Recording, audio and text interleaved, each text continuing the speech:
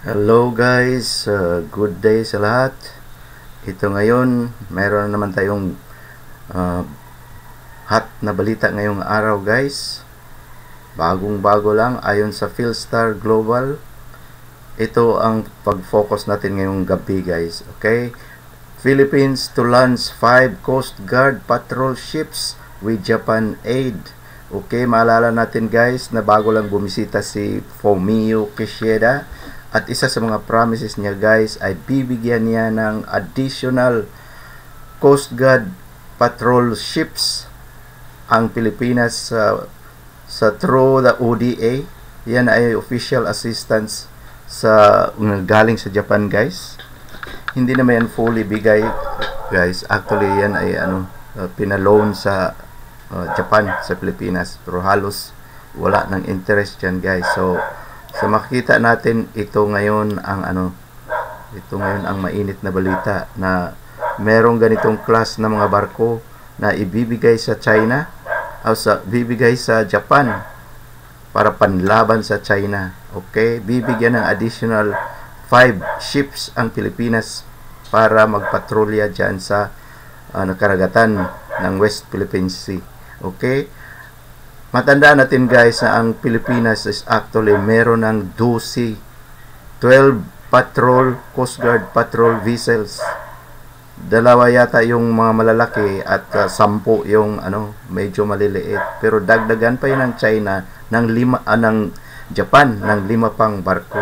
Okay, babasahin natin ang mga news items natin ngayon guys, at ito ang mababasa natin. Sabi dito, Manila, Philippines is to launch 5 Coast Guard vessels worth $500 million. So bawat isa niyan guys is worth 500 million US dollars. My goodness. Through a Japanese government loan. Okay, a senior official said Thursday to improve its patrol capabilities in disputed waters of South China Sea.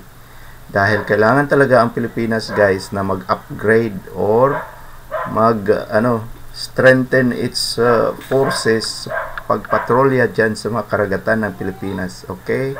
Manila announced the project after a visit by the Japanese Prime Minister Fumio Kishida, who pledged in a speech that Japan would continue to contribute to the enhancement of the Philippine security capabilities. Naawa na ang Japan guys sa Pilipinas kasi pinagbomba na, parang wala man lang tayong magamit para panlaban sa China. At hindi pwede ang ganong sitwasyon sa any bansa guys. Dahil dito sa Asia, ito na lang Pilipinas talaga ang naiwang wala man lang tumitingin sa ating security pangangailangan. Actually, ito lang si President Marcos guys ang nakatingin dyan sa si Duterte, of course, nagsimula siya nitong enhancement sa military capabilities natin. Bumibili siya ng mga pero yun namang reaction niya sa China ay hindi naman siya siyang nagpalala sa sitwasyon sa South China Sea. Okay? Buti pa itong si Marcos, talagang pinagpurso niya na pinagpilitan niyang atin niyang West Philippine Sea, at hindi pwedeng basta-basta na lang kunin ng China. Paano kasi itong reaction ng country natin guys? Simula pa lang, nasa simula nung magsimula ang China ng mangamkam dyan sa mga isla ng Spratlys dyan sa West Philippine Sea. Hinayaan kasi ng mga gobyerno natin, mga presidente natin na gawin yan ng China. Dahil walang ibang countries dito sa Asia ang pumayag sa ganyan. Nangyari na yan sa Vietnam. Subukan nilang pumunta sa Vietnam. Yang mga Coast Guard vessels ng ay pinagsisira yan doon. Pati sa Indonesia, ilang barko na ang nasira ng China Coast Guard para lang dyan sa tuwing pumasok sila sa territorial waters ng Indonesia. Hindi nila pinayagan, pinalayas yan doon. Bakit? Kasi takot ang Pilipinas na pumalag doon sa China. Anyway guys, yan ay opinion lang naman. Okay, patuloy tayo sa ating news. The Philippines has been upgrading its maritime security assets and boosting ties with allies to counteract China's aggressive action in South China Sea, including areas disputed by the two neighbors. Actually, itong dispute sa West Philippine Sea, hindi naman sana lumala yan kung sa unang-una pa lang, pagpasok ng China dyan, ay pinagtabuyan na yan. Sabihin, get out of my territory. Ganyan na ginawa ng Indonesia eh. Sa isang video ko guys, nakita niyo doon kung paano hinandol ng Indonesian Coast Guard yung mga China Coast Guard na naligaw doon sa nila. Hindi naman talaga naligaw yan. Purposely pumunta yan doon para mangamkam ng mga karagatan. Okay? Pinalaya siya outright. Sabi ng China, meron kaming powers dito sa South China Sea. Ang sabi ng Indonesia, get out of our territory, I order you. Ganyan. Paano? Dito, ang pagpasok nila sa Pilipinas, wala man lang presence ang Pilipinas dyan. Walang barko, walang government official na nagsabi, umalis kayo dyan at teritoryo namin yan. Parang itong Pilipinas, nag-doubt pa kung teritoryo ba natin yan. Hanggang ngayon, nakiusap pa sa China na umalis. Hindi ka makiusap. Kailangan mong ipagtaboy. Call them out. Palayasin. That's all. Wala nang kausap-kausap pa sa China. Wala nang kausap-kausap pa diplomatically. Just alis. Kung ganyan ang ginawa nung una pa, walang problema sa West Philippine Sea. Okay? Economic Planning Secretary Arsenio Balisacan told reporters that the 597-meter vessel will be delivered between 2027 and 2028. Pa naman guys. So sa 2027 at 2028 pa natin yan matanggap yung 97-meter na MRRVs. Okay? This is a 97-meter vessel. 5.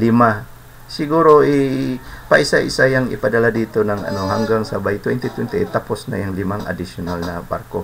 Okay? Saan galing ang funding? With funding worth 97.3 billion pesos or $525 million loaned from Tokyo. So yan guys, hindi naman bigay. Pinaloan yan ng Tokyo. Okay? Pero Japan na mismo ang kusang nagpalon kahit hindi pa hiningi ng Pilipinas dahil kawa-awa, kalunos-lunos ang sitwasyon ng ating Coast Guard. Halos magmakawa sa China, please, umalis kayo dyan. Yang China hindi yan nakinig ng anong pakiusap mo dyan. Nakikinig lang yan ng armas. Kailangan paputukan mo. Lahat ng bansa, guys, yung China, hindi yan binibibi. Dahil hindi lang naman Pilipinas pinuntahan yan. Lahat pinuntahan. Vietnam, pumunta yan doon.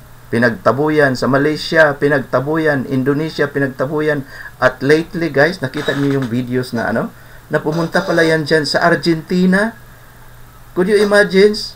Yung mga Coast Guard na yan, mga militia vessels na yan, mga fishing vessels, umabot pa yan doon sa Argentina. Alam niyo ba kung gaano kalayo yan Argentina? Super layo na yan, guys. Yung China kasi pagka open na karagatan, puntahan nila yan at kung wala silang challenge na makuha dyan, guys, sasabihin nilang matagal na kaming nangisda dito at sa amin na ito. Kaya yun ang ginawa nila sa Pilipinas, matagal na raw silang nangisda dyan. Yun ang rason kung bakit sa kanila yan. Okay? So the project will enable the Coast Guard to secure important sea lines of communication in the West Philippine Sea. Among others, he said, using the Philippine name for its claimed areas in South China Sea. So kailangan nating maglagay ng mga tatak dyan sa mga karagatan ng West Philippine Sea. Tatak means maglagay ka ng boya, maglagay ka ng flag dyan, maglagay ka ng banner. Philippine territory na to. Okay? Huwag na kayong pumasok dito. At kung magpilitang pumasok, guys, yan, tirahin nyo. Ay, nako. Tirahin talaga yan. Kasi ganyan ang ginawa ng Indonesia. Ganyan ang ginawa ng Argentina. Alam mo sa Argentina, hindi yan tinantanan. Talagang binaril ng machine gun. Inorderan sila na umalis. Nung hindi umalis, nirat-rat yan doon. sinundan ng rat-rat. Umalis na pero sinundan pa rin. Parang talagang hinahabol nila hanggat sa hindi na bumalik ever. Ay, ang China na yan, hindi yan pabalik. Kung nung una pa lang, pinagtabuyan na yan ng machine gun. Hindi naman machine gun, gusto mo missiles, na may missiles ng Pilipinas, bakit hindi yan gamitin? It will also help the Philippine Coast Guard combat illegal activities and enforce maritime law in the Philippine waters, he said. Okay, merong mga laws, tinatawag maritime laws. Buong mundo ay merong ganyan, na bawal kang pumasok sa mga teritoryo ng iba nang walang paalam. Okay? Kailangan makukuha sila ng radio challenge pagpasok nila sa mga karagatan ng iba. Yan siguro ang nangyari kasi sa Pilipinas, walang nag-challenge sa kanila eh. So akala nila sa kanila na. Dahil 100 years na silang nangisda dyan. Kumuha ng mga taklobo. Sinira ang mga coral reefs. Dahil yan ang rason ng ano eh. Alam doon sa Indonesia, ang sabi ng foreign minister ng China nung magkaano yan, may trouble doon. Sabi niya matagal na yan kasi daw ay traditional fishing ground ng mga Chinese doon sa karagatan ng Indonesia. Hindi yan rason kung bakit sa iyo ang karagatan dahil nangisda na kayo dyan for so many years. Ang ibig sabihin doon na nagnakaw kayo, nag-intrude kayo sa mga karagatan ng ibang bansa for 100 years. Sa Pilipinas siguro wala na, hindi 200 years na yan siguro silang nangisda dyan, kaya sa kanila na walang pumalag eh. Yan ang mali ng Pilipinas actually. Hindi sila pumalag sa simula pa lang. Si Panot, wala eh. Pinaalis niya ang mga barko ng Pilipinas doon sa Scarborough Shoal. Kaya yun ang naging sa China na. Si Duterte ay hindi na siya nag-imik kahit ilang pangingisdang barko pa sinira ng China. Wala siyang reklamo sa China. Kaya yun ang dahilan kung bakit akala ng China sa kanila na. Okay? Beijing deploys hundreds of coast guards and other vessels in disputed waters to enforce its claim. At least, ang China is doing what it should be doing. In their minds, sa kanila ang dagat na yan. So, anong ginawa? Ay di mag-deploy sila ng hundreds of coast guards dyan. Sa kanila pala eh. Ang Pilipinas, sinasabi lang sa kanila. Pero ni isang barko to challenge China, walang pumunta doon. Yan ang mali ng Pilipinas. Di mo rin ma-blame ang China eh. Kung bakit inaangkin nila yan. Kasi for so long, so many years, pumunta sila dyan, walang nag-challenge sa kanila. Kaya akala nila sa kanila na. So ngayon, paano ba i-solve yung West Philippine Sea problem na yan? Ay bahala ng gobyerno natin. Mas matalino pa yan sila kaysa atin. Okay, Japanese Official Development Assistance. Ito yung ODA guys. Okay, has played a key role in upgrading the capability of Filipino Coast Guards. Okay, Tokyo in the recent years has financed the acquisition of two of the agency's 97-meter and 10 of its 47-meter patrol vessels. So ito yung sinasabing 12 patrol boats para sa Coast Guard. Binigay na yan sa China nung una pa. Okay? So currently meron tayo niyan, dalawang 97-meter MRRVs at 10 44-meter MRRVs patrol vessels. Gamitin yan sa Pilipinas. At kung may mga harang-harang dyan, tirahin nyo. Kailan pa kayo titira dyan sa China? Anak ng tukwa. Nandyan na nga ang US naghintay na gagawa ng aksyon ang Pilipinas. Wala namang aksyon ginawa. Ay, nako. Kahit kulang pa yung equipment mo, meron ka. Gamitin mo kung anong meron ka. I-challenge mo yung China. Just to say, bakit kailangan mong paputukan or i-challenge? Para masabi mong sa'yo yan, sa'yo pala yung karagatang yan eh. Bakit hindi mo sila, pinagtabuyan? Bakit takot ka mang taboy? Parang hindi sa'yo ah. Doubtful ka pa na sa'yo pala yan. Ang Pilipinas is showing China that is in doubt na yung West Philippine Sea ay sa kanya. When in doubt, anong sabi? Para sa China, if that place is in doubt, walang may-ari, ay di sa kanila. Lokong Pilipinas. Ay, nako, during the Manila visit last week, Kishida also announced Tokyo will provide the Philippines with coastal radar surveillance system. Ito ang pinakamagandang ibigay ng Japan, guys. Iyang coastal radar surveillance system. Okay? Dahil through that, makikita ang mga eroplano at mga barkong naligaw or nag-intrude dyan sa West Philippine Sea. Okay? Dahil yan ang wala tayong capability, guys. Paano kasi yung bansa natin, for so many years ng independent, hanggang ngayon wala pang capabilities to protect itself. Alam mo namang sa mundong ito, ang daming mga land grabbers, ang daming mga imperialist, nangangunguha ng mga teritoryo ng iba. At hindi yan bago sa Pilipinas. Dahil ang dami nang sumakop sa Pilipinas over the years. Since 1521, nandiyan na yung Espanya na sinakop tayo. Ang layo-layo ng Espanya. And yet, they're able to take Philippines as their own land. Hindi pa natuto ang mga Pilipino sa ganyan. At ang ginawa ng mga nakaupo sa gobyerno ay puro kurakot. Nako. Akala nila mamatiling Pilipinas ito pagka hindi pinoprotektahan. Hindi na Pilipinas ito, guys. I-rename ito ng ibang country. Sasabihin na ito Shuangkang sa China. Na yung Shuangkang na lugar na yan, which is Philippines before, sa kanila na. Yung si Duterte, akala niya, sabi niya, hayaan mo na yung mga insect dyan na managat sa karagatan ng West Philippine Sea.